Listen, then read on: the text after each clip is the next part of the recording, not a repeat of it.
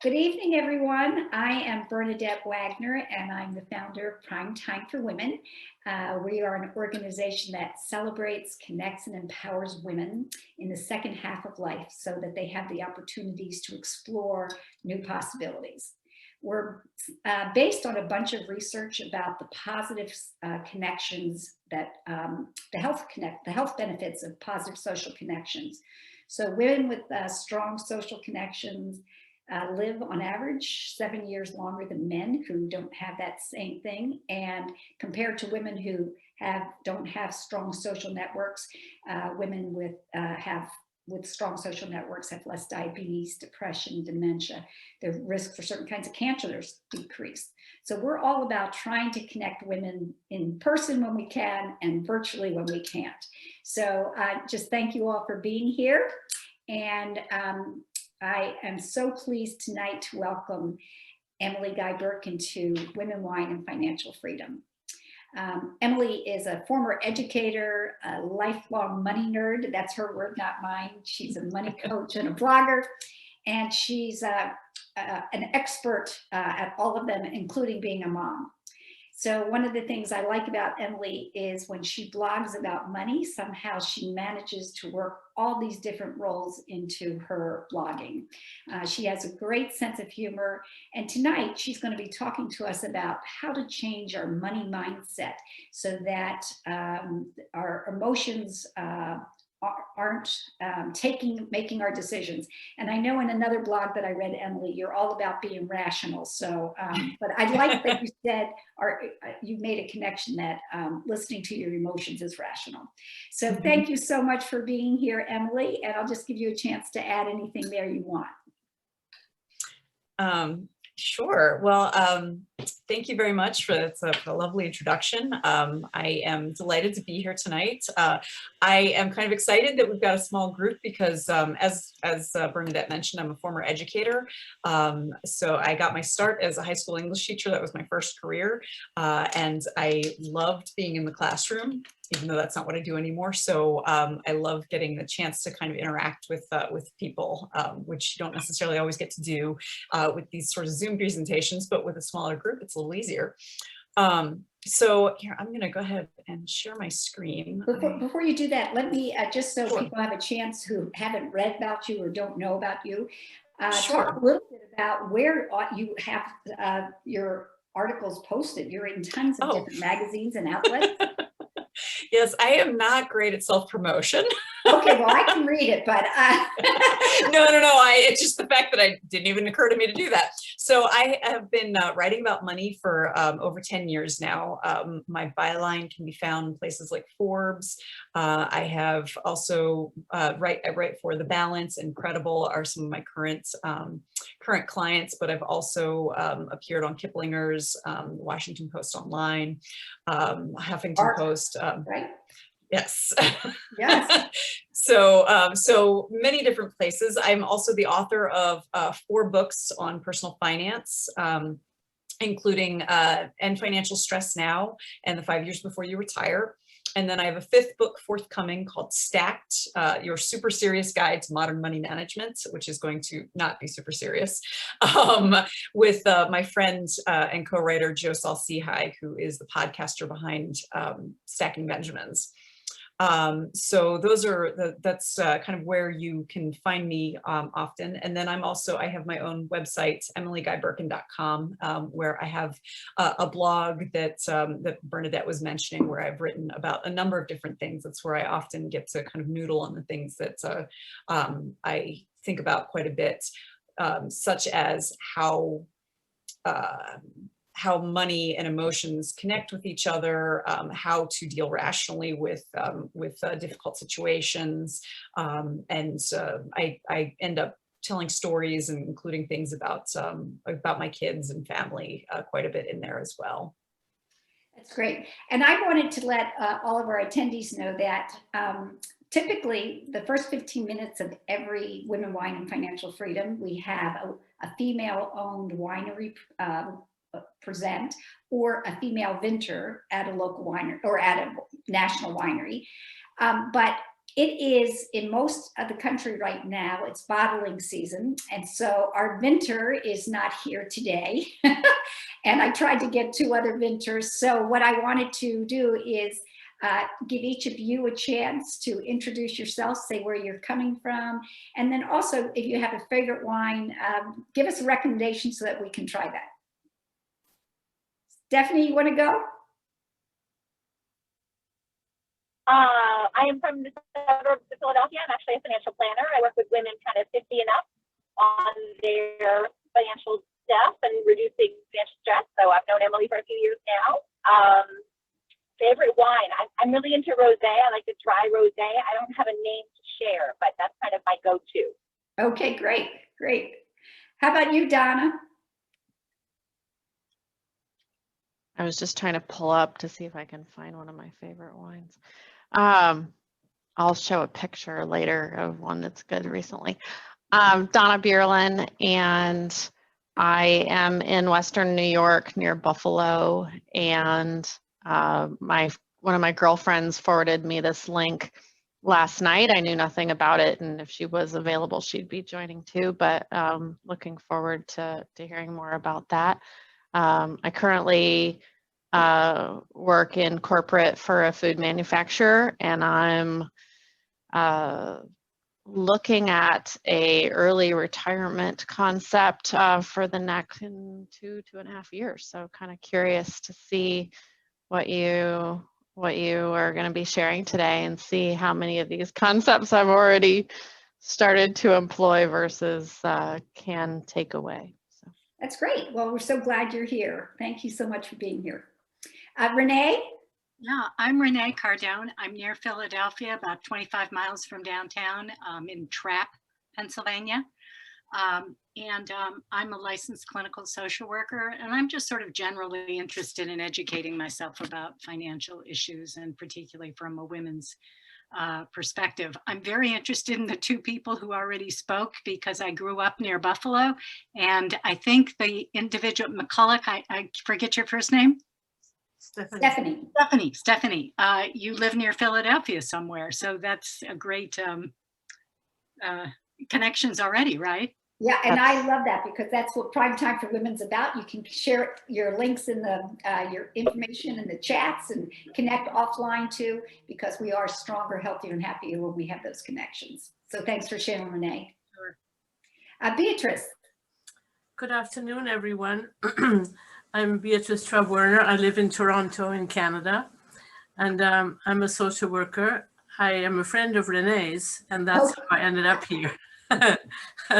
I'm not much of a wine drinker, but lately I've been favoring this one.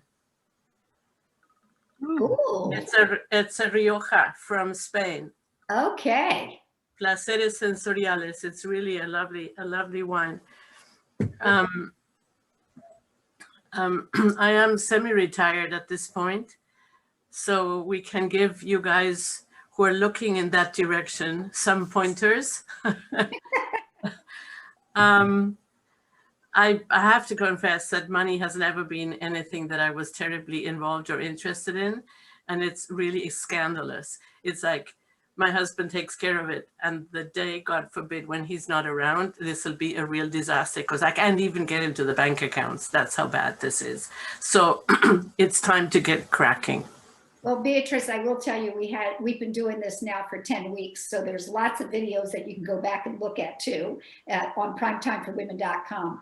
But last week or the week before, the presenter shared this statistic that stuck in my mind, because I'm a little bit like you, and that was that at 80% of men are married when they pass away, and 80% of women are single when they pass away. So they're outliving men, and by a lot. And so it really is imperative that we educate ourselves. So we're so grateful for Emily to be here to do that. Speaking of which, 2 things. This is my mother back here. Hi. Hi, Rose. Rose. Okay. Great. Thank you for sharing that. And I forgot to mention a wine that I like. I would have to say I don't distinguish a lot, but I did find out that I like wine with, I'm trying to remember the kind of grapes. It's something like Sanseverre, but that's not exactly it. It's a wine, it's a grape that's often in Chianti. It's a And red grape? what is it? Red grape? I have no idea what color it is. I just know that I drank some wine once at a restaurant, and I said to my husband, I really love this wine. And it turns out that it was the kind of grape that I just have my palate appreciates. When I Right. think of it, I'll say it out loud. Great. Well, thank you for sharing that. Okay, Emily, so tell us about our money mindset. Absolutely. All right, let me see if I can get this to share.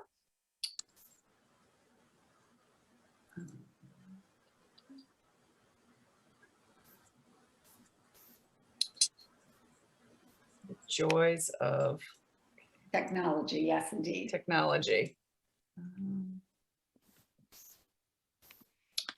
It is not allowing me to share. Let's see if I Okay. can- You are a co-host there. Let's see. Maybe I'm going to just try to make you just a host, and I'll take myself out okay. and see if that works. Actually, let me see.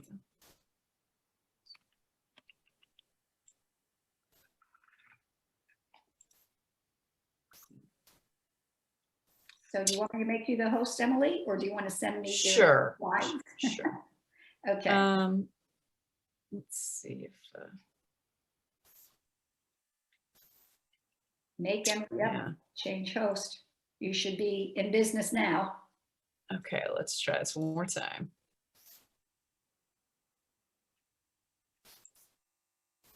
Nope. Yeah, unfortunately, it's looking like my computer is not allowing. Oh, it's not me.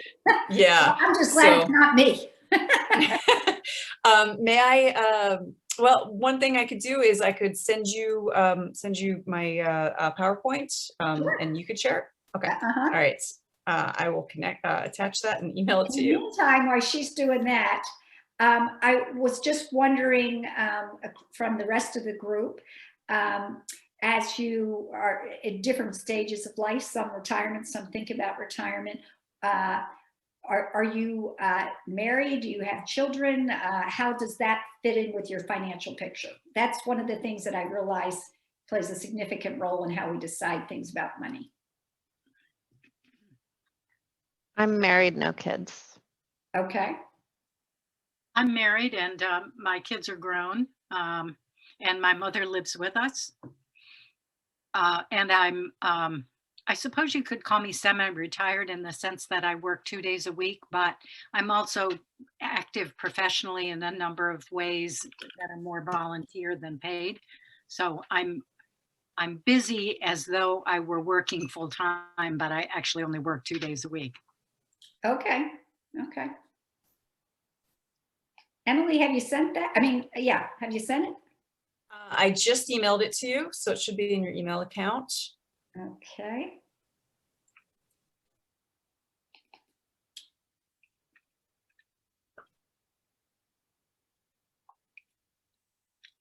So I'm married and I'm a new empty nester. My second child went off to college. Not exactly the plan we had in mind, being locked in the house. But yeah, I'm 54, so I'm thinking retirement kind of 15 years. Okay. Let's see. I'm opening the PowerPoint now, Emily. Great. There's always one glitch or another, right? Well, It never fails. I can't believe how calm I am. The first couple times I've done 50 programs in 10 weeks. That's a lot of programs. Ooh. And now I'm kind of like, oh, if there's not a glitch, it feels boring.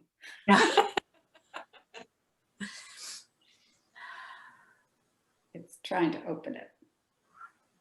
So Emily, tell us how you got from being an English teacher to a financial guru. I had a baby at a weird time. Okay. So I was a high school English teacher, as I mentioned, and my husband was offered a job in a different state. We were in Columbus, Ohio when I was teaching. He was offered a job in Indiana, and so we ended up moving that summer. And our first child was due in September. He ended up coming a couple days early. He came in late August, but he was due in September. So when we moved, I knew that going into it that I was not going to be able to find a teaching job because I would then immediately have to go on maternity leave. So the original plan was that I was going to take a year off and then go back to teaching. And during that first year, I was looking for some freelance writing opportunities. My goal was just to bring in enough money to continue to pay my student loans so I wouldn't have to put them on forbearance. It took off unexpectedly. Well, for one thing, I never expected one of my first writing clients that I landed was a financial website. The editor loved my work, passed my name to his friends in the financial blogosphere, and next thing I knew, I had this little cottage industry of writing about money. Great. So it's sounds like a complete left turn, which it was a bit, but as you mentioned, I've always been a money nerd. It's something I've always spent time thinking about. And my dad was a financial planner, so I grew up in the industry. So, wasn't quite as much of a left turn as you might expect. Well, I have your slides here, but you need to make me the host because you are now the host. That's right. Okay. So if you click on my name and then go to more. Yes.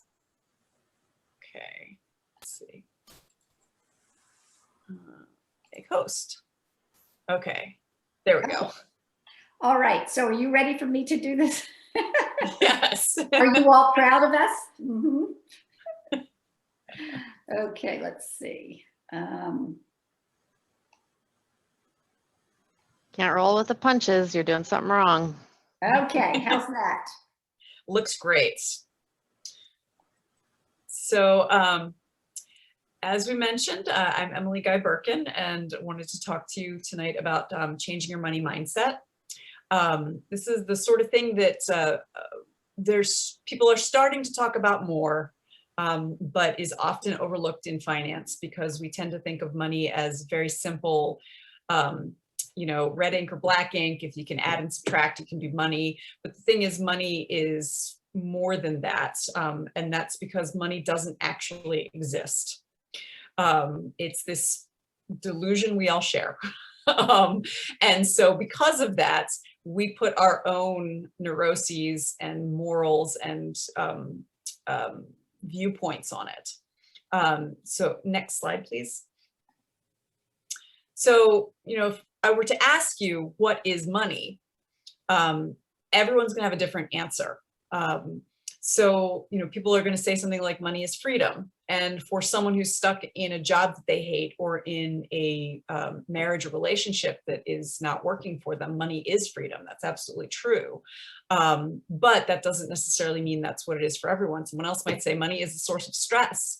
If you don't have enough money, it can cause stress. Or if you are someone who feels uncomfortable with money, it can be a source of stress. When my father passed away in 2013, I was the beneficiary of his life insurance, my sister and I. And the money that he intended as a gift to us was a source of incredible stress to me. And this is very common when you receive money in that way because of an inheritance, where you stress because you feel like being in any way glad for the money or using it for something that would make your life better is in some way a betrayal of your grief. Then money can be a temptation, the sense that, you can use money to do things that you want to do that may not necessarily be good for you. Money as a form of power. We have all known people who throw their money and their weight around. The idea that money is acceptance. That is another thing that we all feel at some point or another. If you ever get a pay raise or are offered a job that pays you more than the one that you're currently having, you feel like they like me, they really like me because of the money that you're being offered. Then money might be love for some people. Everyone has known or has experienced the sense of someone trying to show their love by buying things, or feeling loved because someone has bought them something or has given them money in some way. Before we go on, Emily, can we just see if anybody else has what money is to them? Yes, absolutely. Yeah, so if you have something you want to add here, let us know your thoughts. We'd love to hear from you.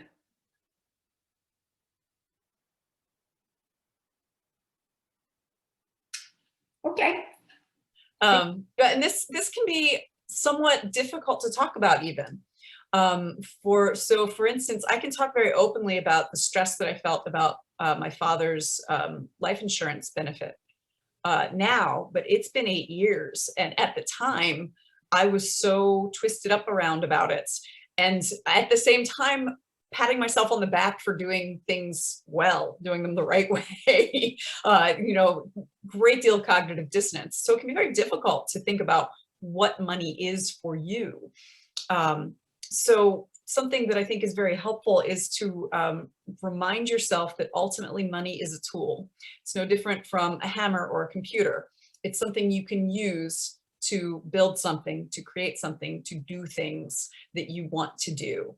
And so if you can start thinking of it more like a tool, like a computer, like a hammer, like, whatever tools you use to create the life that you want, that makes it easier to put a little breathing space in between the money itself and how you feel about it, these what it is for you emotionally.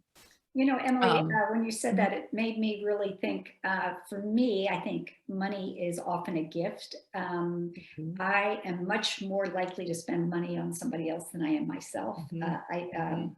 I grew up in a family of 11. There wasn't a lot of money. And I always say, I don't need a lot of money. But I recognize that, it's way easier for me to spend it on somebody else than it is on myself, even if I need something. And I don't know exactly what that is. But when my mom passed away, the money she gave me, I had a little bit of that cognitive dissonance. And I used that to start Prime Time for Women. Yeah. Oh, that's lovely. It's lovely. It was passing on her legacy because my mom was this crazy, strong lady. And so that was part of that. All right. Should I go to the next slide? Sure. So, in jumping off of that, so, as I mentioned, money is emotional and psychological, because you can't separate your finances from how you feel about them. No matter what the articles that tell you just drop the lattes and skip cable may say, however you spend your money has something to do with how you feel about what you're doing and feel about your money. So the problem is, if you don't examine your beliefs about money, you can be vulnerable to what I like to call disordered money behavior. I call it that because we often hear it described as bad money choices. And I don't like saying the word bad because it's disordered. It is not necessarily fulfilling what you need it to do. That doesn't make it bad. So, and this is the sort of thing that we need to be more open about talking about, because we have this very strong sense of shame about money, particularly in America, on both ends, whether you have a lot or you don't have much. We feel shame about it.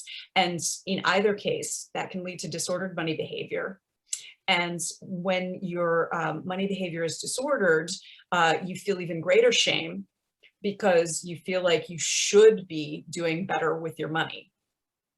So if you want to go to the next slide.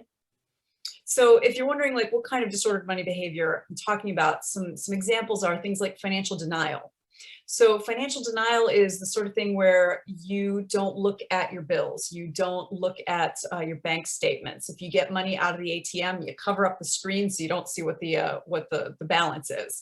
And it's because you don't want to know.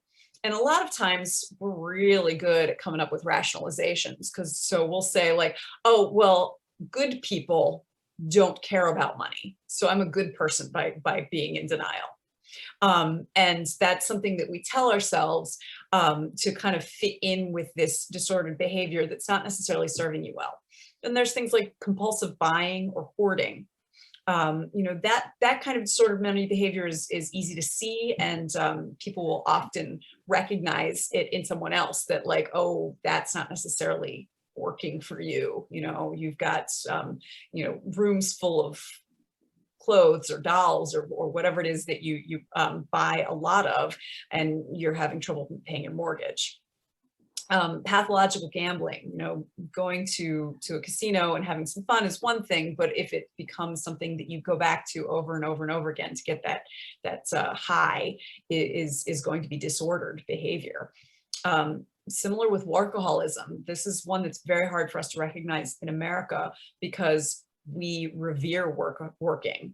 We think that there's some sort of benefits, there's some sort of morality to working a lot. But workaholism can be a form of disordered money behavior, in part because you're trying to earn more money, in part because you are like throwing yourself at this behavior, working, because it brings you money, rather than spending time on the things that fill you up, even though they don't necessarily bring money into your life. Then there are the things that can cause major problems in a relationship, like financial infidelity, which is where you might spend money and lie to your spouse about it. There's financial enabling, which is the sort of thing where you continually swoop in to save the day for someone who is making ill-considered financial choices. So imagine the parent who buys a new car for their adult child who has been in a car wreck because they were driving drunk. That could be financial enabling. And then the other side of that coin is financial dependence, where you allow someone else to make your money choices for you. Allowing your parent to buy you a new car after you've made the mistake of driving drunk and crashing your car. So these are all kind of the extreme levels of disordered money behavior, but we all engage in some sort of disordered behavior at some time. So, but we don't want to be, oh no, that's good, go right ahead. We don't want to, again, shame ourselves for this disordered money behavior. The thing to remember is that when you are engaged in disordered money behavior, you're fulfilling some sort of psychological need.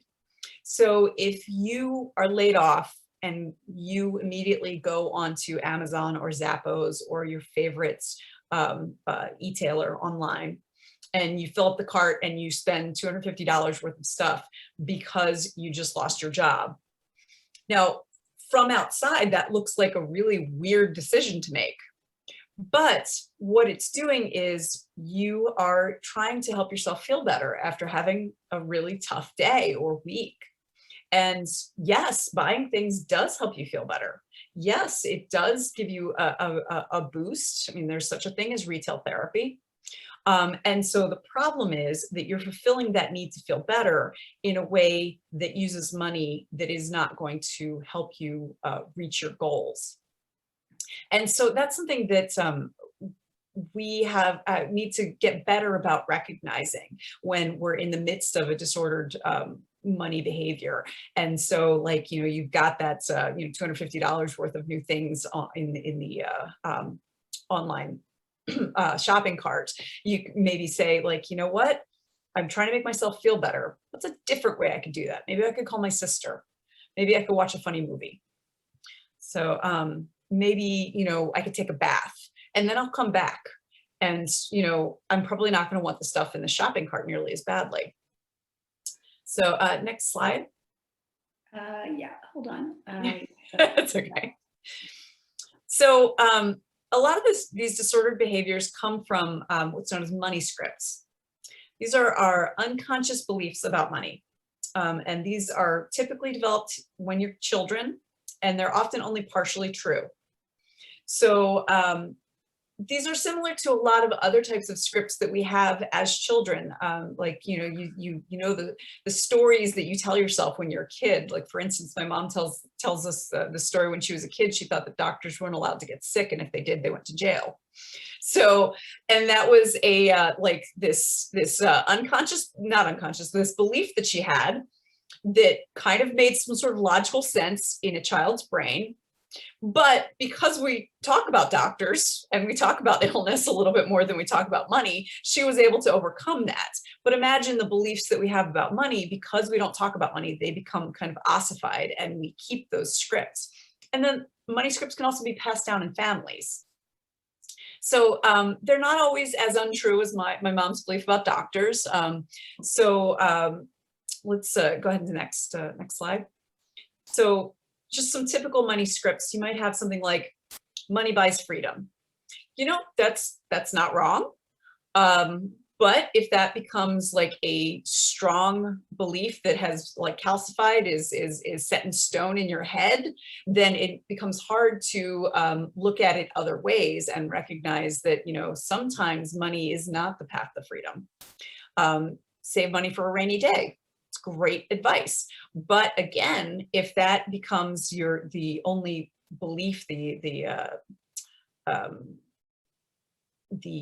belief that you live your life by, you are not necessarily going to ever enjoy your money, because all you ever do is save it.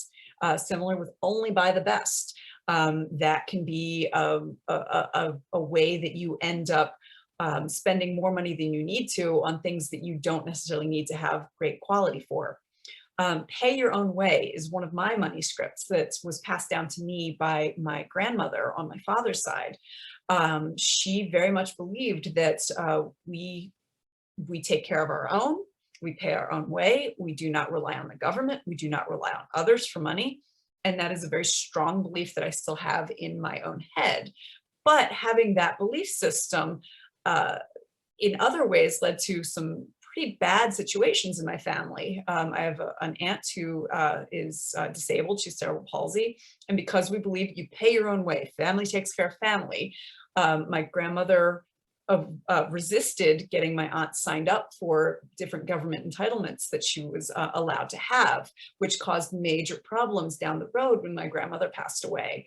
And we were not in a position for anyone in the family to take my aunt in. So these are the ways that money scripts can be both beneficial, you know, pay your own way is something I'm very proud of, for having that sense in myself, but it can also be a double-edged sword. So if you want to go to the next slide. Just curious to see if there's other money scripts that anybody wanted to share. I know Sure. one of the ones that I grew up with in this big family was never waste anything.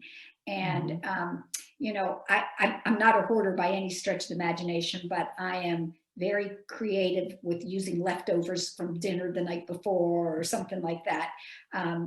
You know, I'll repurpose stuff in my house all the time. I like buying stuff secondhand, but I'm working on having that not be, you know, I'm not as rigid as I was, but that was definitely something that was passed on to me. Mm-hmm.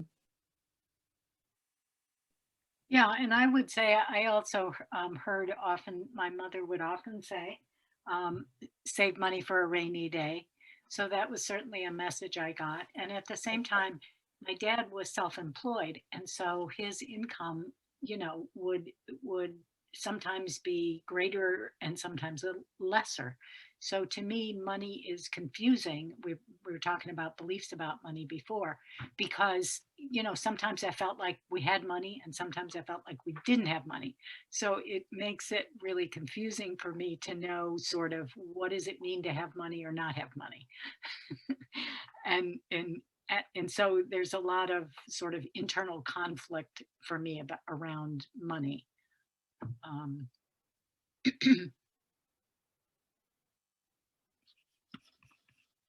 And Renee, that's very common to have that kind of internal conflict, because a lot of times what happens with these money scripts are you'll get the overt lessons, the ones that our parents meant to teach us, where they actually said, save for a rainy day. And then there are the kind of unspoken lessons that we learned, which is that like, okay, sometimes there's plenty of money and sometimes there's not, and I don't know what to do with that. And so, you know, your child brain will sometimes come up with a story that doesn't necessarily fit. Sometimes it'll come up with something, okay, well, things are all over the place. And so, you know, catch as catch can, or I should always save, or, you know, however you end up dealing with that. And again, this happens with other things. Money is not the only place where we come up with these scripts. It's that money and sex are the two places in our lives that we don't talk about. And so that's where these beliefs are going to be kind of ossified. And I have a cousin who she's a sex therapist. I'm sure at some point we should put together a presentation about money beliefs and sex beliefs you have since childhood and how those might affect your adult life. Okay, dinner on Prime Time for Women. There you go. I'm sure she'll be delighted. I think for me, the message I picked up throughout life from watching my parents is that you just can't save enough for retirement. Mm-hmm. And so it's not necessarily about how to, I mean, it translates into how you behave now, but just, you know, can you save enough? Mm-hmm.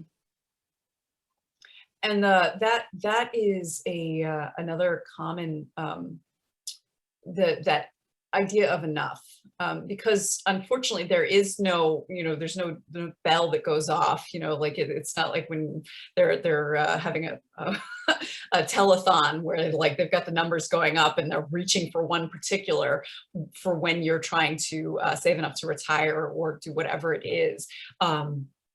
And so we don't know what enough is. And because we get used to a new standard of living, or because we are worried, enough keeps retreating into the distance. And that's something that is a part of these money scripts, is feeling like they're, you know, is it possible to save enough? Is there such a thing as enough? Can make it very, very difficult to reach a place where you feel like, okay, I'm confident that I can retire now. So yes, that is another consistent issue. And whether you learn that directly from your parents teaching you, or more indirectly because there is a scarcity in the amount of money in your childhood home, that can be that can be difficult. So Dr. Bradley Klontz, who is the researcher who coined the term money script, has separated types of money scripts into 4 different types. There's money avoidance, and those are the people who generally try to not know what's going on with their money. They or the people who, for whatever reason, feel like they don't deserve money. You very commonly will find money avoiders among the helping professions. So like social workers, you will often find money avoiders. Same with teachers. I myself am a money avoider as well, in not so much in the, like, I don't necessarily think, you know, good people don't care about money, but more along the lines of like, I should do things for the nobility of it rather than because it will pay me. Money status are the people who feel as though they need to show off their net worth. They feel that buying the best is the best way to live, and to make sure that they always have what's best. People who have money worship are kind of similar to money status, but they are more along the lines of like they need to have more money. It's not necessarily what money can buy them, but having like higher bank accounts and being able to say that their net worth is high is it's part of what they see as their self-worth. And then people with money vigilance are the people who feel like they need to keep track of every single penny and know where everything goes with their money. That is my other money script. I'm very much money vigilant. I track my money very regularly and consistently. I find joy in it, although I know that I am unusual that way. So the money avoiders believe that money is bad, rich people are greedy or unethical, or that they themselves don't deserve money. So my pay your own way is a form of money avoidance. It's that I should earn my own money. Unearned money is wrong or immoral. And that was a big part of the stress that I felt getting the benefit from my father's life insurance policy. It felt like it was wrong to get a large lump sum that I didn't do anything to earn, even though intellectually I knew that Dad meant it as a gift. And I could even hear in my head his voice going like, oh, come on, could you buy yourself something you like? Like I could hear him, and I still couldn't do it because the money felt tainted in some way because I did nothing to earn it. And I had lost my father, and using it for something that I enjoyed, even though I knew that's what he wanted, felt like it would be a betrayal. Money worship, I'm going to next one. So money worshipers believe that money is going to solve their problems, that money absolutely can buy happiness, and there's no such thing as enough money. Go ahead, money status. So the status seekers think that they're having money is a sign of virtue, and their possessions reflect who they are, that their net worth is equal to their self-worth. We see some pretty high profile people who are clearly money status seekers. You can recognize based on the way that they act and the way that they clothe themselves and what they buy, that's how they feel about money. That's how money makes them feel. And then money vigilance. So the vigilant believe that it's important to save money, that debt is wrong, and there's virtue in frugality. And so the money vigilant script that I follow is that I must pay in cash, I must avoid debts. I'm someone who, if I owe any money as debts, it keeps me up at night. Something that's really important to remember though, is there is nothing wrong with any of these 4 money scripts. They are, a lot of times when I give this presentation, the people who in my audience will say like, okay, so money vigilance is the good one. That's the right one to have. And that is not the case. All of them have their benefits and their drawbacks. For instance, the money vigilance can become Scrooge-like behavior. That can be miserly. That can lead to people making not great financial decisions, disordered financial decisions, because they are afraid of spending through their money. Because they need to know where every single penny is. And people who are status seekers, you know, who feel like they only buy the best and their net worth is equal to their self-worth, they do get to enjoy some of life's finer things in ways that those of us who don't have those scripts would not be able to enjoy themselves. So that's the thing to remember. There's nothing wrong or bad or right or about any of these. They just happen to be the glasses through which you look at the world. So recognizing your money scripts is just one portion of correcting any disordered money behavior you might have. And just kind of learning about these money scripts can be really helpful in being like, oh, that sounds like me, because it's the first step in recognizing like, oh, that's not just a universal truth about money. That's just how I look at money.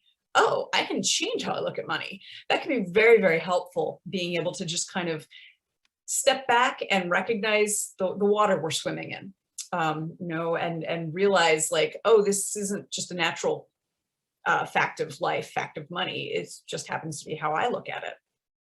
I also like to encourage people to use small barriers that, to recognize the small barriers that can keep you from achieving your financial goals. So next slide.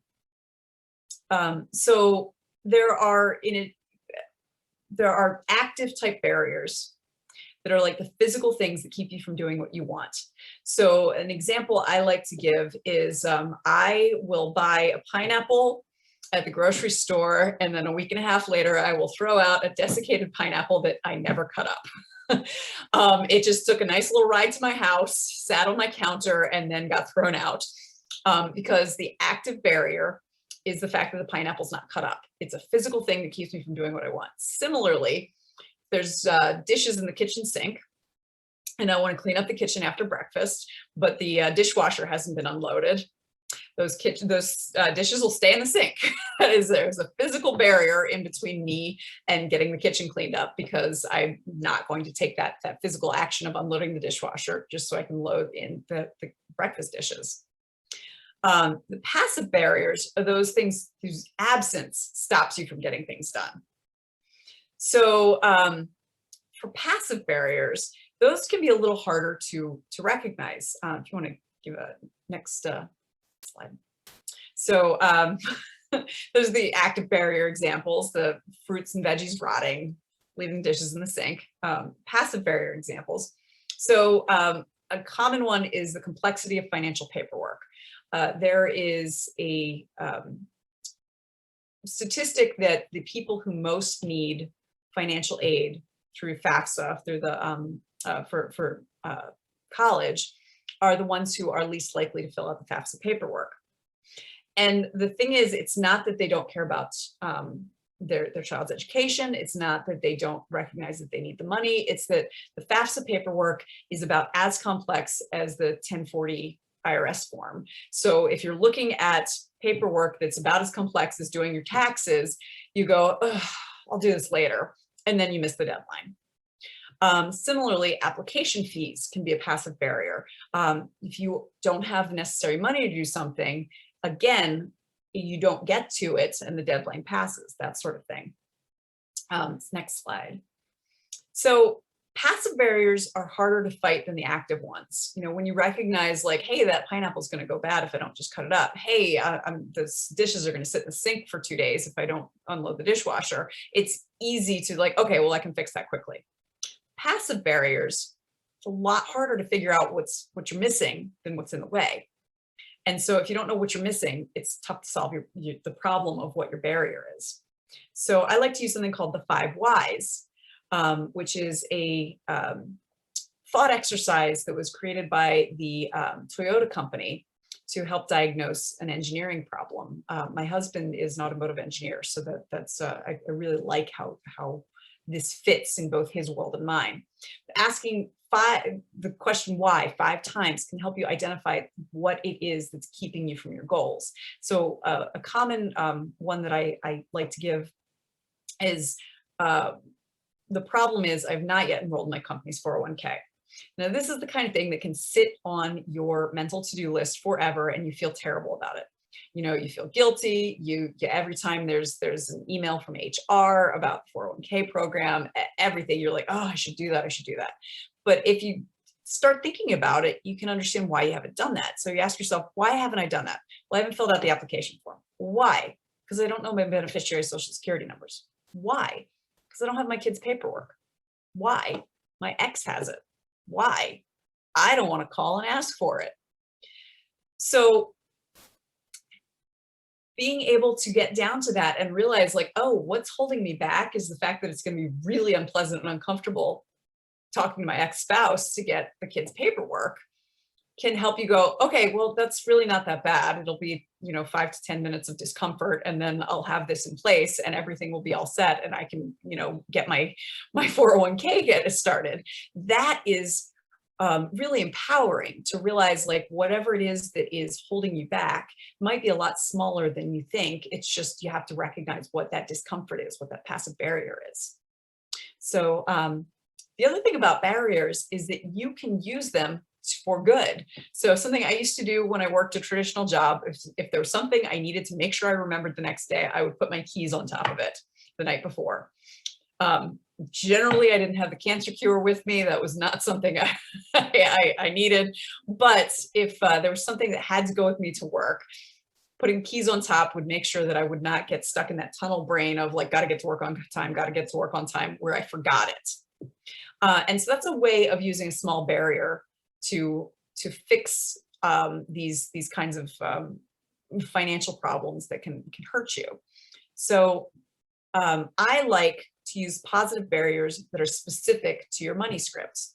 So if you're a money avoider, one of the things that money avoiders often think is that, caring about money is shallow, or, I don't deserve money.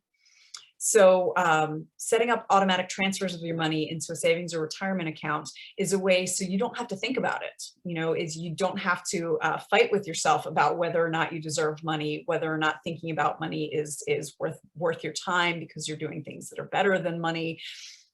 It's just something that that you can do that, you know, creates this barrier between the work that you need to do money-wise to get where you want to go and the resistance you might feel. Another thing that can happen with money avoiders is that they will often give money away.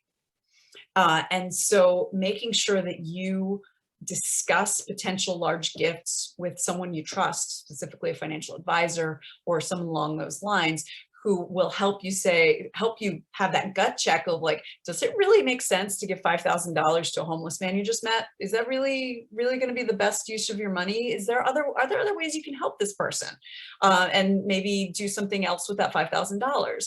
And so you are going to have someone who helps you figure out what the best use of something is going to be, rather than relying on your money scripts to lead you in the correct direction.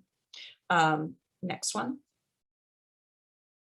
So for money worshipers, some good positive barriers include a 24-hour rule for all financial decisions. This is the kind of thing where when you want to do something and you want something badly, forcing yourself to cool off can help you realize whether or not you want it, really do want it. I'll give an example. About 5 years ago, I got gung-ho, I wanted to get a tattoo. And so I put a date on the calendar a year later, say like, if I still want the tattoo then, I'll go get it. And there was a little part of me that was jumping up and down going, I don't want to wait. But I made myself wait. I got a year later and I was like, whew, I'm glad I didn't do that. Emily, that's so funny because I have two stories about that. My daughter, when she was 16, wanted to get her belly button pierced. And I'm like, okay, when you're turned 18 and you're, you know, out of the house, get your belly button pierced. And, you know, when she went away to college, I thought she was going to get her belly button pierced. And she was like, I'm so glad I didn't do that. So it was a similar kind of thing. But I raised 5 kids and they were all real close in age. And I used to do, when they were little, if we would be shopping and they'd say, oh, I want to get that, I want to get that, I would say, okay, we'll have to come back for it next week. It was worth it to me to wait a week. And the other thing, as they got older, I said, I'll match anything you're willing to spend. So if you want something that's $20, you got to put up $10. And it was amazing how much they didn't really want that when they had to put some skin in the game. Yes. Forcing yourself to wait, and same thing with kids, like putting that space between the I want it, gimmes that you might feel and like, okay, I'm going to go ahead and buy it, is amazing how much of a difference that makes. Another, you know, this is an old chestnut for a reason, but only carrying cash is really helpful because you know the limit of how much you can get in trouble. Like you cannot spend more than you have if you're only carrying cash. And that's something that can be very helpful for someone who has money worship tendencies. Money status, you know, similarly, freeze your credit card and a block of ice. There's a reason why that is on the greatest hits of financial literacy. If this offers that same kind of like forcing yourself to wait, you know, it's available if you're in an emergency and you can wait the 3 hours for it to melt or however long it takes. But it's this intentional barrier between you and impulse buys. Similarly, removing credit card information from your favorite online retailers.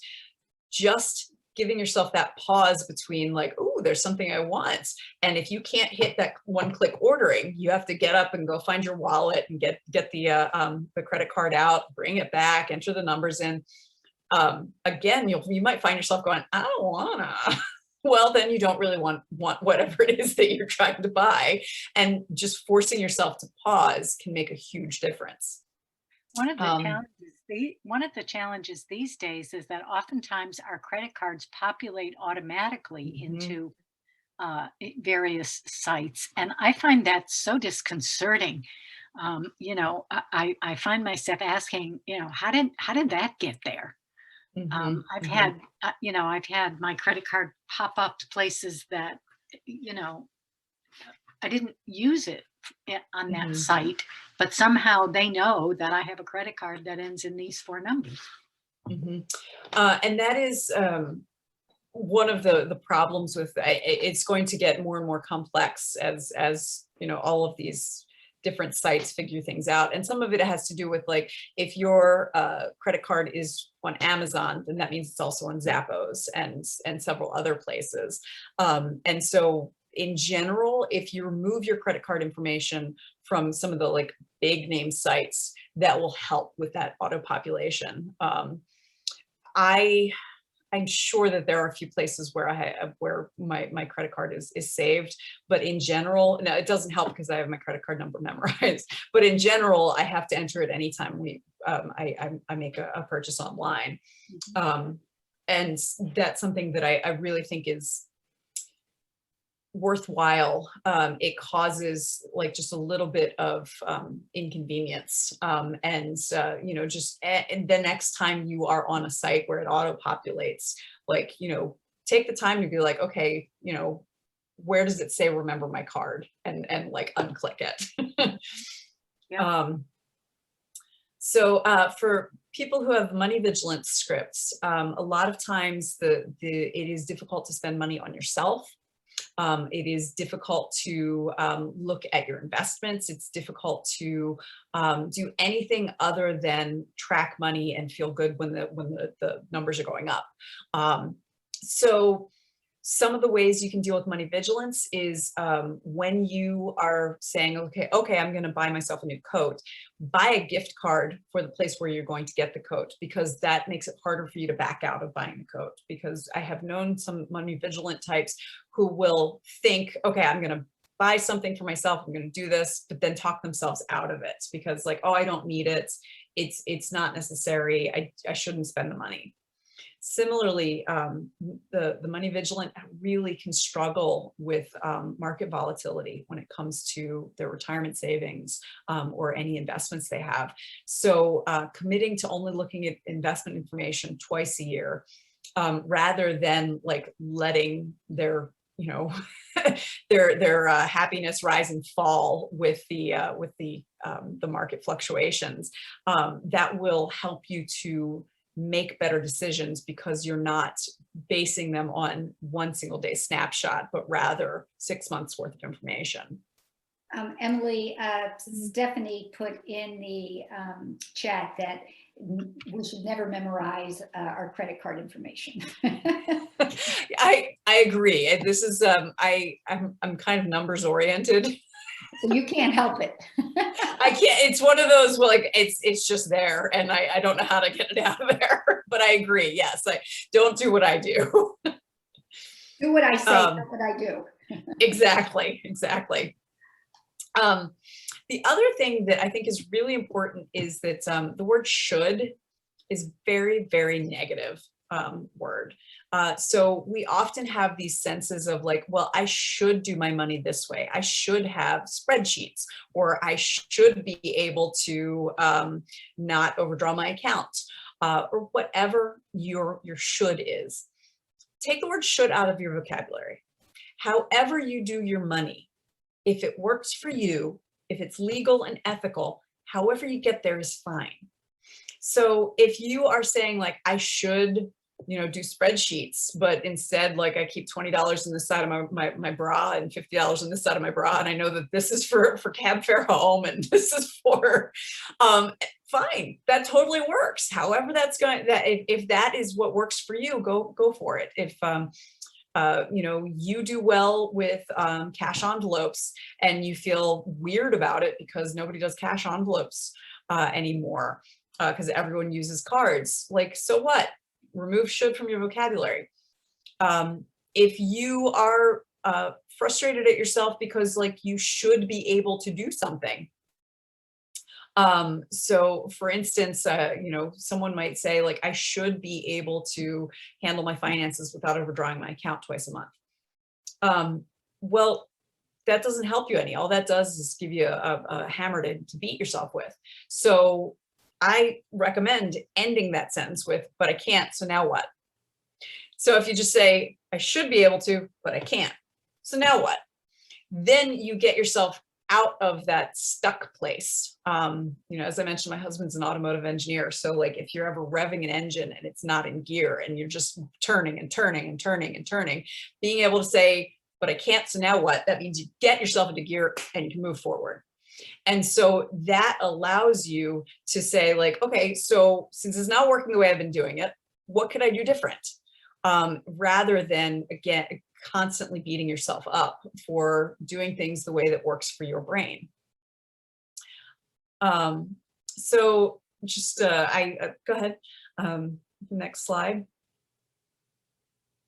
I think further reading. Okay, there we go. So my financial philosophy has kind of formed over the years from a number of different books and websites and just different information. Your Money or Your Life by Vicki Robin and Joe Dominguez was kind of a foundational work for me. The recommendations they make that are specific to investing can be a little dated, but the way that they talk about looking at money, figuring out what is enough for you, and recognizing how money fits into your life is universal and timeless. And I highly recommend that book. It's something that I feel like can be life-changing, reading through that. And the other two foundational books for me were Predictably Irrational by Dan Ariely and The Paradox of Choice by Barry Schwartz. Predictably Irrational is about behavioral economics and the ways that human beings do not necessarily respond the way that economists would expect us to. And Ariely goes into why we make these weird, irrational choices, and often offers some suggestions for avoiding the irrational choices. And then The Paradox of Choice is a book that is about why we tend to shut down when there are more choices available to us, and how intentionally limiting our choices can actually set us free. So those are some books that I really have enjoyed and recommend. And then those two websites, I Will Teach You to Be Rich and Get Rich Slowly, are by some authors in the financial blogosphere that have some really great ideas that I've kind of adapted into a lot of the work that I do. So as for me, I just wanted to end with how you can get in touch with me. My website is emilyguyberken.com, and you can always email me at emily@emilyguyberken.com. I'm the author of 4 books that are currently on the shelves: 5 Years Before You Retire, Choose Your Retirement, Making Social Security Work for You, and End Financial Stress Now. And then I have a new book coming out in December 2021, Stacked, Your Super Serious Guide to Modern Money Management, with Joe Saul-Sehy. That is going to be a humorous guide to retirement, where we will use laughter and play to help people better understand their money. So I talk a lot. I apologize. I meant to solicit a little bit more. But does anyone have any questions or anything they'd like to chat about? You know, what money scripts you follow, or if there are any aspects of finance that you wish were a little more orderly in your life. Well, I have an example about the paradox of choice, and it doesn't have to do directly with money choices, but a few years ago, I was in the market for a new vacuum cleaner, and I went to the store to buy a vacuum cleaner. There were so many different choices and so many different features that I was entirely overwhelmed, and I walked out without a vacuum cleaner because I thought, I can't figure this out. You know, it was just too many variables to consider and settle on one machine. So it reminded me of that when you mentioned the title of the book. I made my husband choose a vacuum cleaner, by the way. What's interesting is, so Barry Schwartz refers to, there are two types of decision makers. There are people who he calls maximizers, who are the ones who tend to believe that there is a platonic ideal of whatever it is out there. There's the best vacuum cleaner, the best photography equipment, the best pair of jeans. And they make it their mission to do all of the research they can to find the pair of jeans, the vacuum cleaner, the camera that is perfect. And but maximizers, although they go into all this detail, all of this research, tend to be less satisfied with their purchases than the people who decide what their minimum requirements are and stop as soon as they find it. And those are the people that Schwartz refers to as satisficers. I'm a satisficer married to a maximizer. I very much am like, all right, does this, for jeans, does it cover my rear end? Does it make it all the way to my ankles? We're good, let's go. My husband will look and look and look, and even once he's found, continue looking.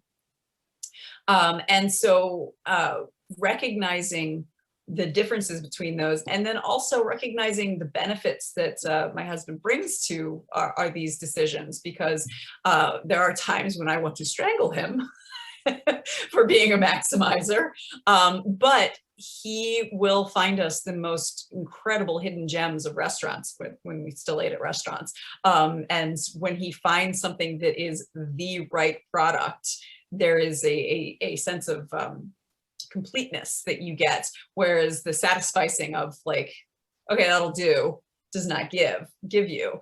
Can I ask you a question, Emily? Mm-hmm. Is he satisfied too, or just you as the minimizer are satisfied? Generally no. Like he will get frustrated at me too. And it depends if it's something that matters to me versus something that matters to him. So food is very important to him. He's very much a food person. And so if I'll be like, I don't care, let's just go somewhere, he will get frustrated because he's like, no, let's take our time and find a good place to go. And there have been a few occasions where we can't get a table at the first two places we try, and I'm like, I am so hungry, I don't care, I'm gonna eat a table, like just. So there have been times like that, and then there have been times where I will go like, well, let's just go someplace that we know we like, and he'll like, no, we'll take a little time and we'll have the most wonderful meal ever. So part of the problem is that we're both stubborn people. So I think if either of us were a little more easygoing, it probably wouldn't be quite so much. But we've found ways to make it work.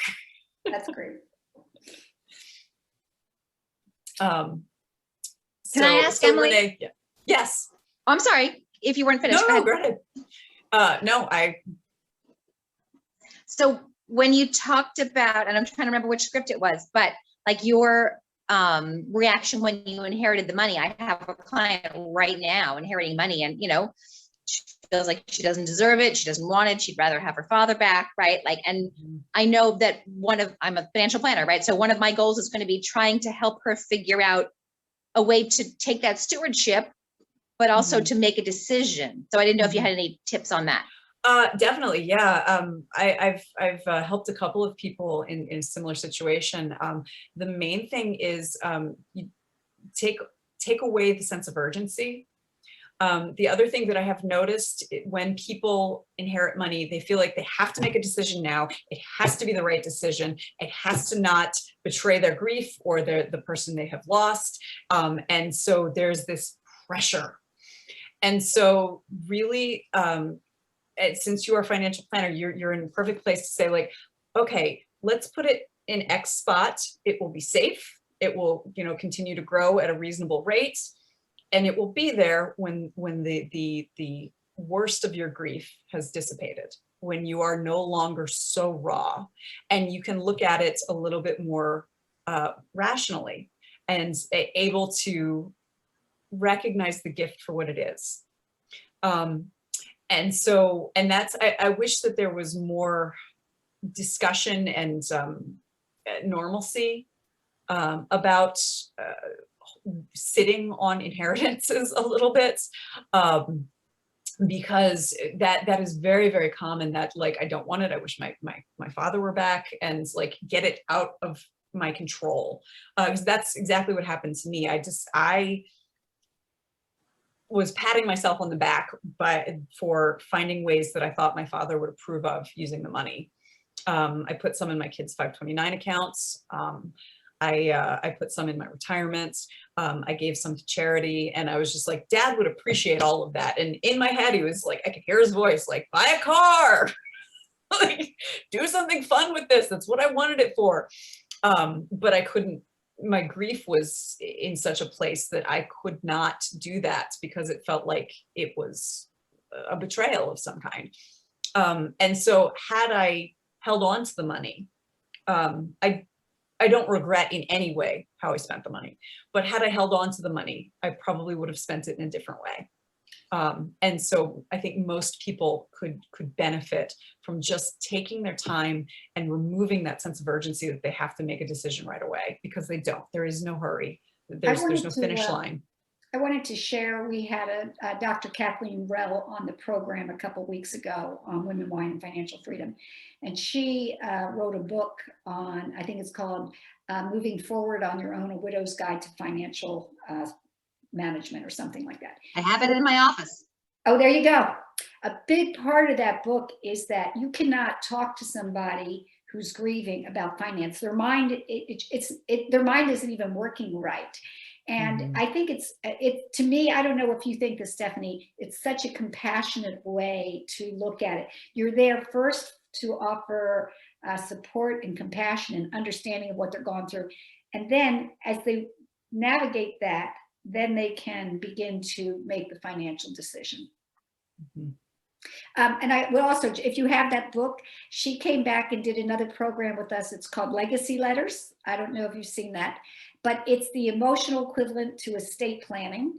And people can, she said it's what people really want to share. Their stories, their memories, their legacies, their values, their photos. And she helps people create these legacy letters and books. And that video, if you're interested, is on our website. Oh, that sounds lovely. Great. That's, yeah.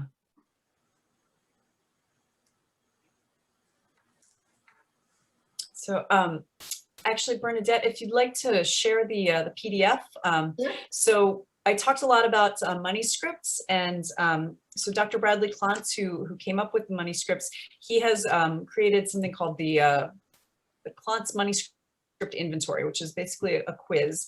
And there's a short version that appeared in Kiplinger's magazine. He's allowed me to share. And so this quiz can help you determine which money script you fall under. It's likely that you have more than one. And a lot of people have two that kind of overlap. And so it's, and I am not sure the best way oh, that's right. It's only 4 questions each. Okay. I was thinking like, oh, there's like 7 questions, but. So Emily, can you send this to us? Yes, I believe I can. Beatrice, if you would like to email me, Yeah. Emily@emilyguyberken.com, I can send you a copy of this so it's a little easier to see.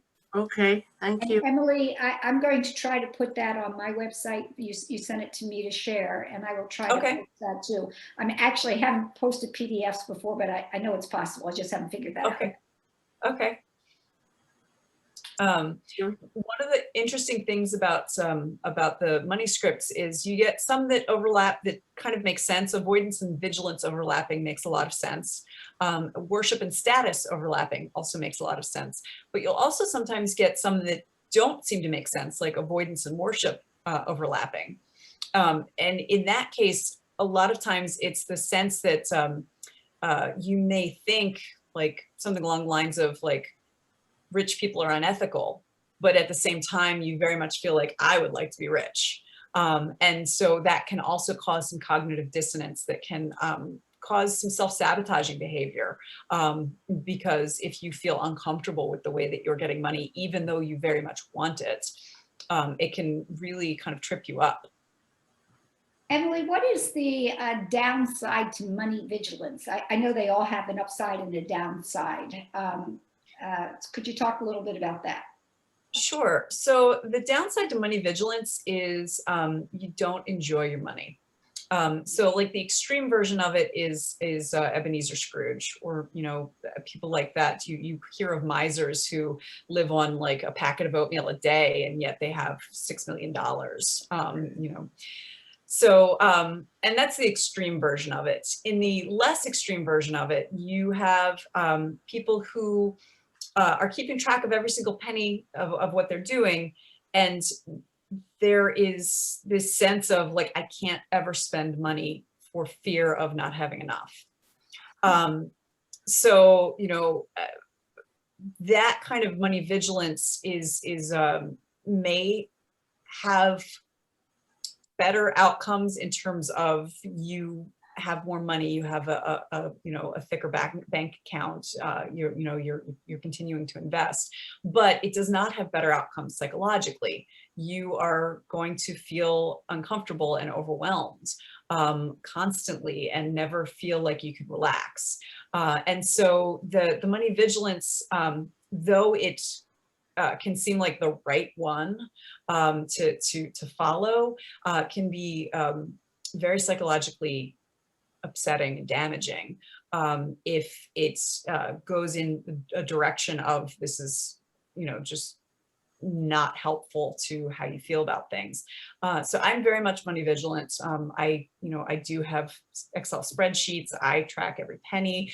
As I said, it brings me joy. I really enjoy doing that. I understand that makes me very strange. That is not how most people are. And I don't expect most people to be that way.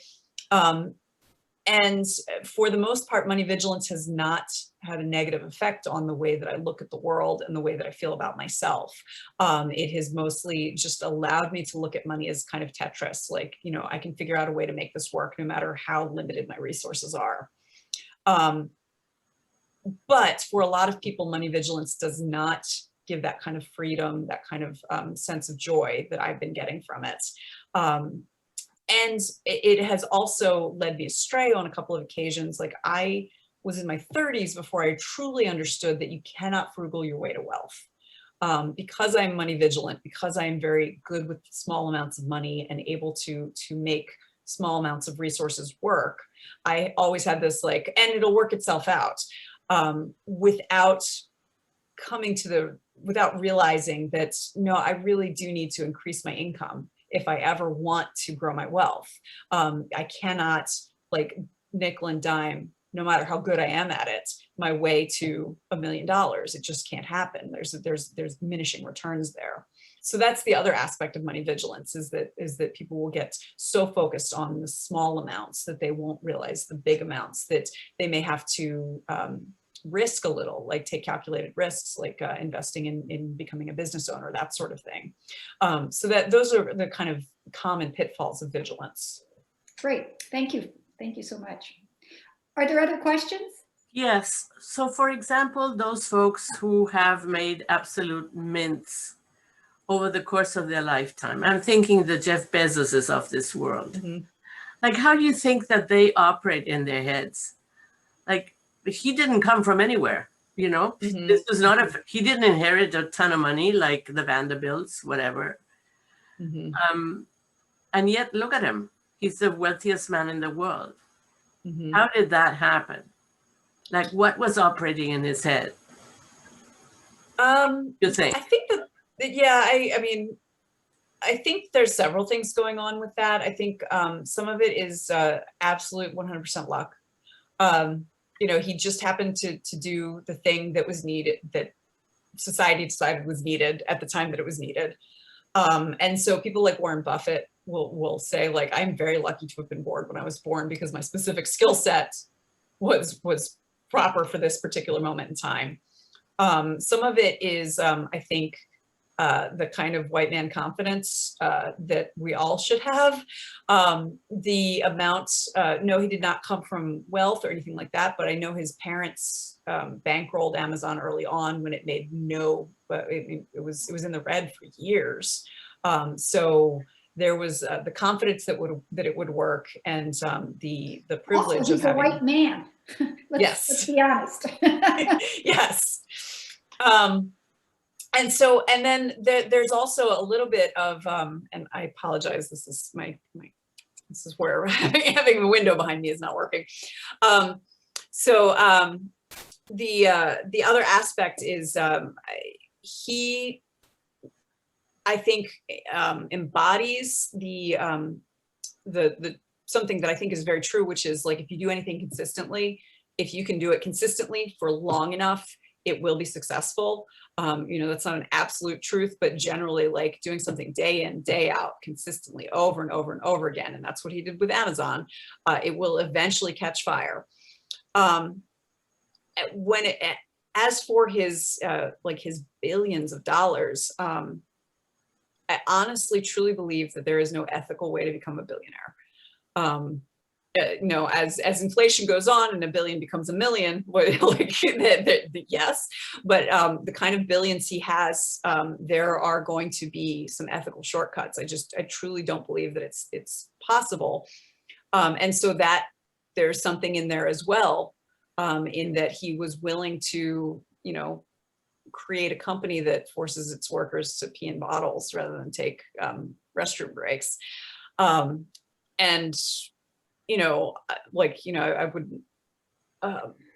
would agree with you. Yeah, I wouldn't dare to try to say what kind of money scripts he has, what kind of money psychology he has, but there's clearly something there that is different from the way that I would do things. And it's different from other, like, for instance, someone pointed out that Dolly Parton would be a billionaire if she didn't give so much of her money away.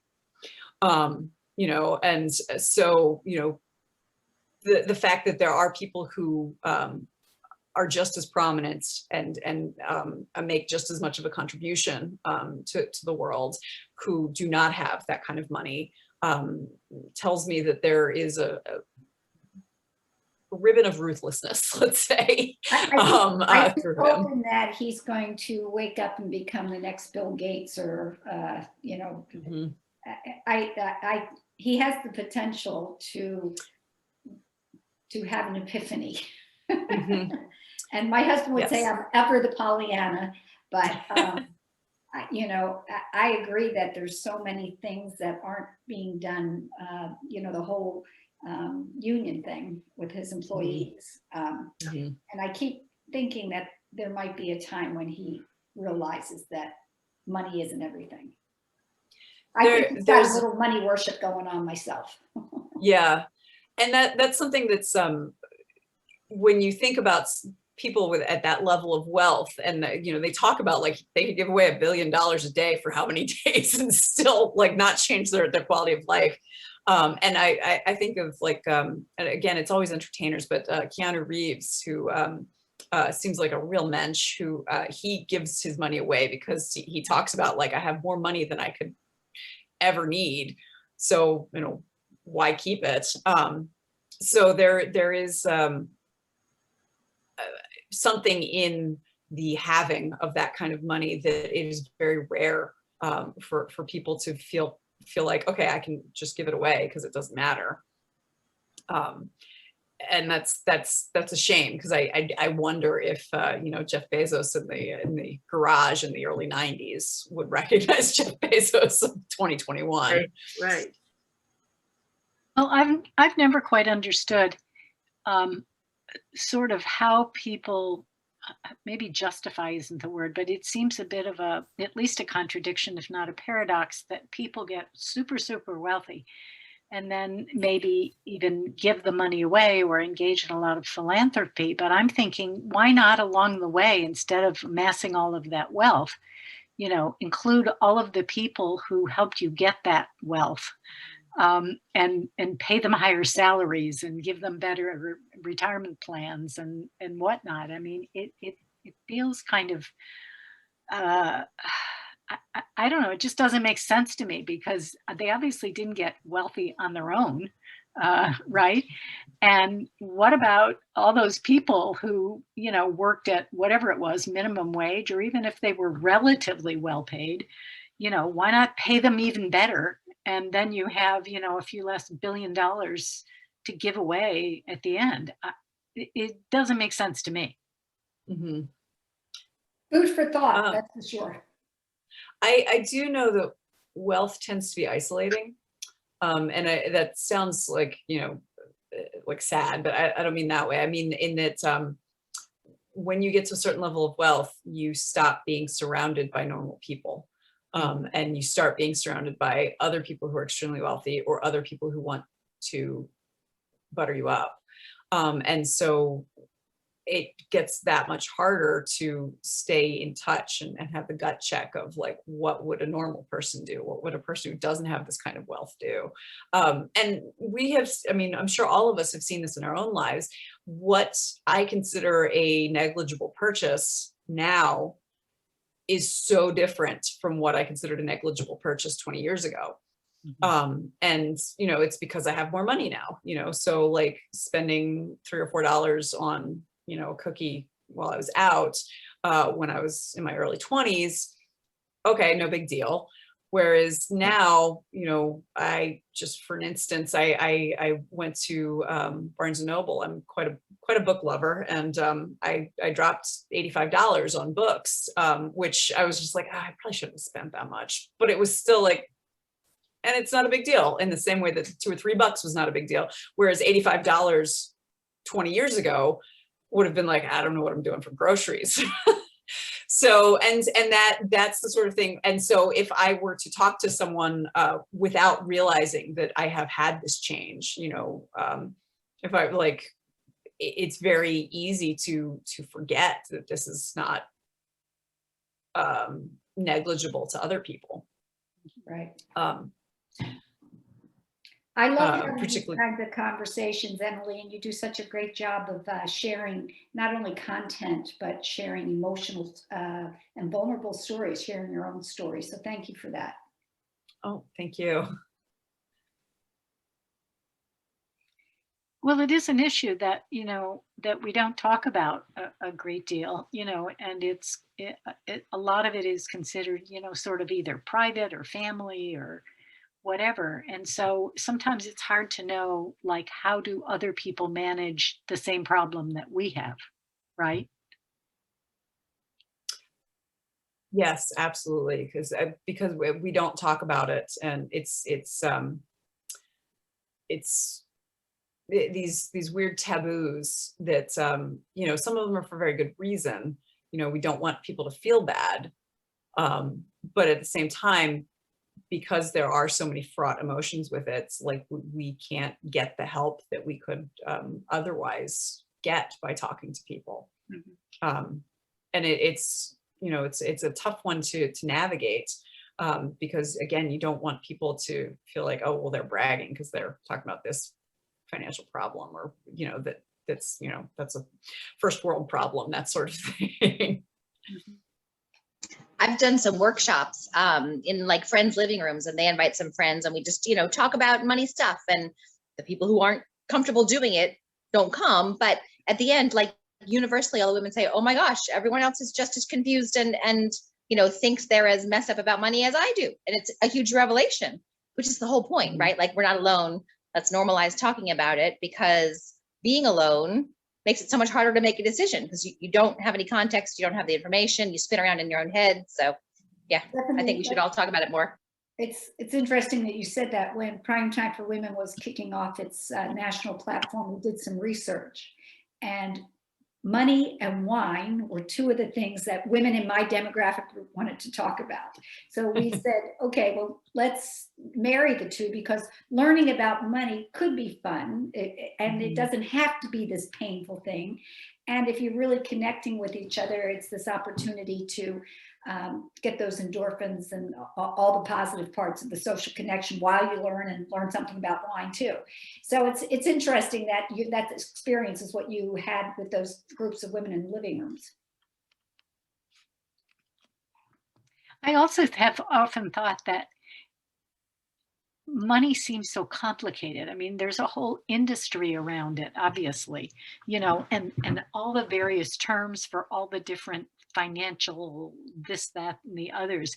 After a while, as someone who is really not into that world, Do you think that's intentional? I wonder if it is, It's That's what I'm thinking. intentional. in the sense that then you have to hire a professional instead of being able to figure it out yourself. And Right. I just think it's, for the average person who can't afford to hire a professional, or for the person who's a do-it-yourselfer and wants to figure it out on their own, it's just overwhelming. It's there are a couple of things that are very much intentional. Like, think that it's by design that money is confusing. Now, it's partially because I was thinking about this recently. My husband and I have an HSA and an FSA, and his company just recently switched a different provider for them. And so, and this happens every couple of years. They Some switch to a people different might not provider. even know what an HSA and an HFA are. I know Yes. exactly So, what it is, and it's very confusing. And our HSA and FSA have changed multiple times since they Yes. instituted that.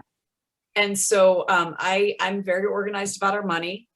And he has the kind of job where he can take 30 minutes to get on the phone to be like, can you help me figure out how to do this?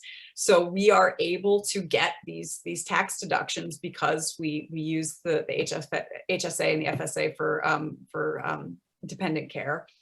But all it really is it's games for wealthy people. Because we don't really need it. So, like, we're not in a position where this is going to make or break our ability to send our kids to camp, our ability to have childcare for the kids. It's not going to make or break our ability to pay for our health care. It's just helpful. The people for whom it will make or break their ability to do it, they don't have the time, the organization, and all of that to be able to make these calls, to make sure that they have the receipts in the proper order and all of that. And so that's by design. I mean, like, I do like to say, like, writing about taxes is one of my least favorite aspects of finance, but because I've done some writing about taxes, it's become clear to me that pretty much every single piece of tax legislation appears to make sense and appears to come from a place of good intentions. That's not necessarily true of all legislation. That's definitely not necessarily true of all financial legislation. But taxes, for the most part, when you look at it, it's like, okay, I understand why they did that, and there does seem to be a good intention behind it. It's an aggregate that it's even a mess. all the write-offs that the wealthy corporations get. Well, that's where you start getting into, like, when you get into, like, corporate taxes, that's where it's like, not so much good intentioned. Right. And then when you get to things like the HSA and FSA, with that sort of thing, it's like, this is allowing like wealthy folks to play whack-a-mole with their taxes, making it far too complex for someone who does not have the time or the money to either the time to figure it out themselves or the money to hire someone to figure it out for them. And that is entirely by design. Now, as for the financial industry, having like an alphabet soup of acronyms and making things complex, and having all of these gatekeepers in how you start investing and all of that, that's not only job protection for people in the financial industry, but it's also another way of making sure it's games for the wealthy to make sure that they can game the system. But the good news is it's not really that complex. Like, it sounds more complicated than it is, and once you know a few basic concepts, you can do fine, even without an advisor. If you can find an advisor you trust. I'm the child of a financial planner. That's what my dad did. I have a fairly rosy view of the industry because of that. But if you can find a financial planner that you trust, I do recommend partnering with them, just because they have a second set of eyes and they do that all day, every day, and may know things that just don't occur to you. But you don't have to have one to be able to afford to retire, to be able to make sure your money works for you. I just wanted to say to Renee, one of the things we do at Prime Time for Women, we have our participants suggest topics and ideas and speakers. So if this is like what Stephanie was talking about, having a get together where it's not, it's an opportunity just to talk and do that. If that's something you would be interested in, let me know. I'll reach out to Stephanie and Emily and we can try to put it together.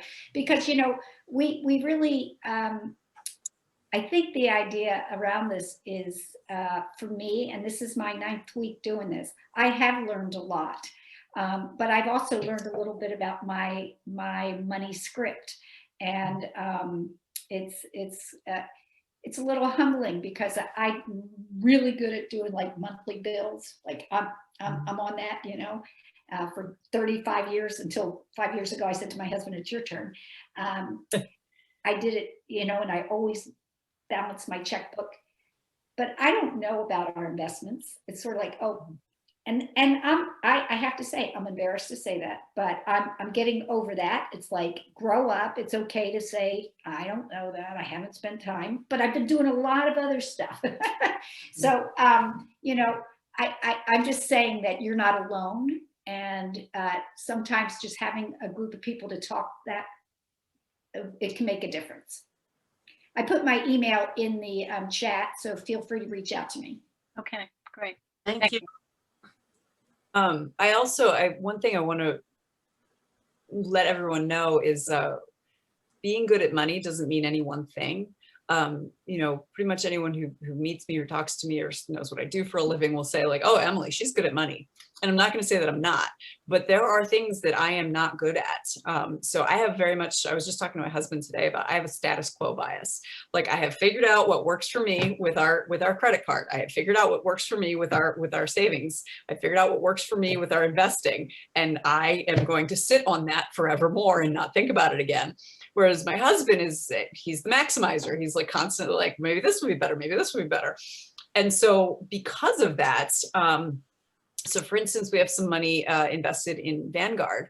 And I was, you know, showing him like what was going on with that. We try to have like a monthly meeting. It's more like every 3 months about our finances, just to make sure everybody knows what's going on.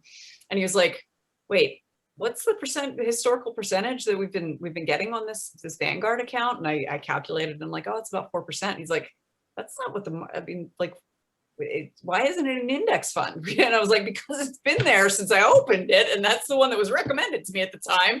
And I don't want to change things. So that's the thing to remember always is like, no matter where you are with money, for one thing, you're going to be good at something that someone else struggles with. And so like my husband cannot track, that is not his strong suit. And so there are things that would have fallen through the cracks for us if he had been in charge of our finances. And I'm, you know, I know that I do a good job with our money, but I would still be getting that 4% in that Vanguard account that, you know, could have been doing a lot better if I had not had him prodding me to be like, let's maximize this. So, and that's something like there are always things that that people can work on to improve. There's always things that you can get help with, and then there's always things that you're going to be good at that you don't necessarily think of as being good with money. Like the fact that he's always looking for something better is not something he thinks of as being good with money, but it is. It made a big difference for that particular account for us. Makes sense. Yeah. Well, thank you everybody so much for joining us for Prime Time for Women's Women, Wine, and Financial Freedom. Emily, we are so glad and grateful to have you as our featured guest. I'm sure we've all learned a lot. And everybody check out EmilyGuyBirken.com. There's some great information on finances, but some really fun blogs to read too. I have really enjoyed that. So thank you all. Take care. We'll see you soon.